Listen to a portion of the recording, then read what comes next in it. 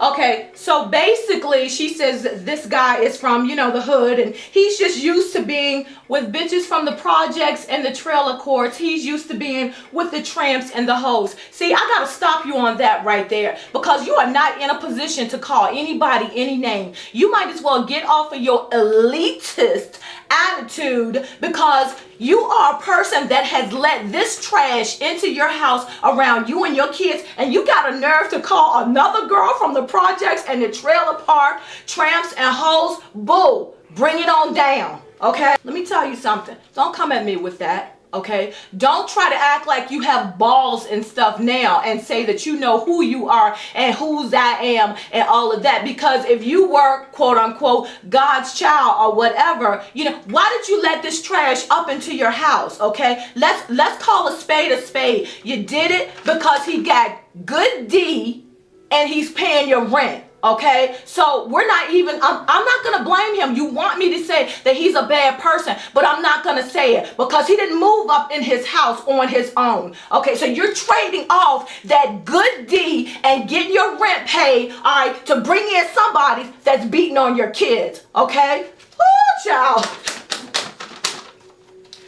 Okay, get out your book, and I want you to turn to page 189. I so feel like a preacher. All right, y'all ready? All right, I'm sorry that I have to look down at the table and stuff like that, because I have to read you this.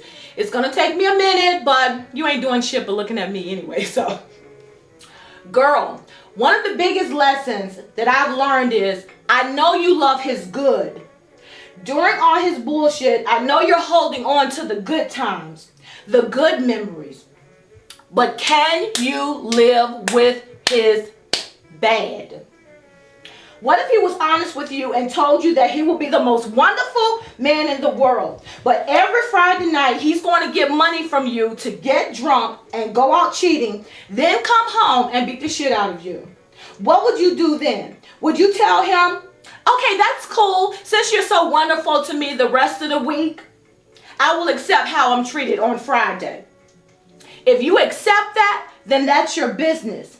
But if you call your friends every Friday complaining about his cheating and beating you, they might not say it, but they're thinking, didn't he already tell you how he's going to act on Fridays? Didn't you already accept? Well, can you just get through Fridays and shut the hell up about it? You already know how he's going to act, so why do you keep wasting our time, using up our time, complaining about him? Then when you know you're not going to take, then you're back with him, back to business as usual.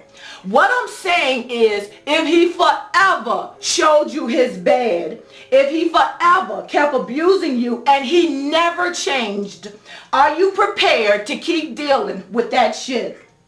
Because face it, girl, the bad things that you hate about him, they are a part of him, and you can't wish them away. You can try to wait it out if you want to, but you cannot change or control another person.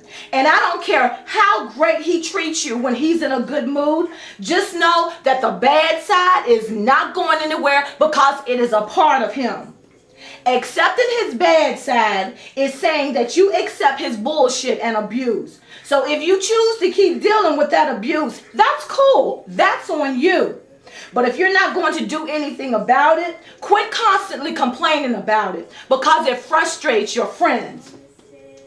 And then thirdly, and this is so hard, but stop saying that your man ain't shit. I agree with you. He probably ain't shit. But you got to stop saying that.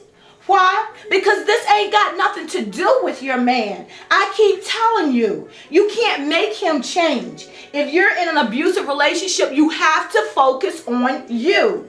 Talking all day, every day, about your man ain't this or that, ain't doing nothing to help your situation. What you're saying is that if he would just act right, life would be perfect. Well, guess what? He don't feel like acting right.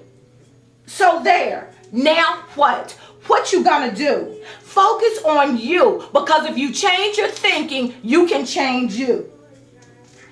I know know I'm giving y'all a lot of good stuff and all like that, but it's about to get even gooder.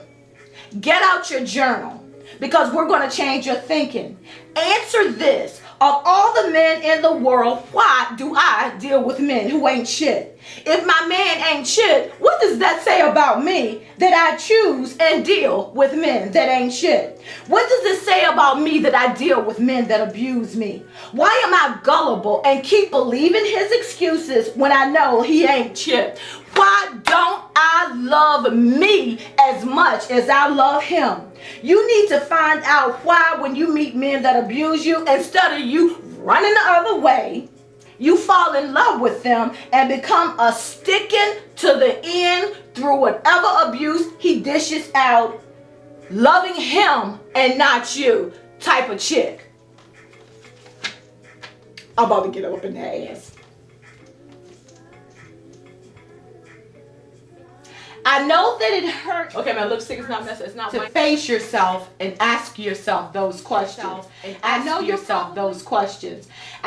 probably mad at me, but you're going to get madder because I need to cut you down just a little deeper. So forgive me. The reason I say I want to cut you down just a little deeper is because I know you want everyone to pity you and agree that your man is so bad and he treats you so horribly and you are such a good and long-suffering woman.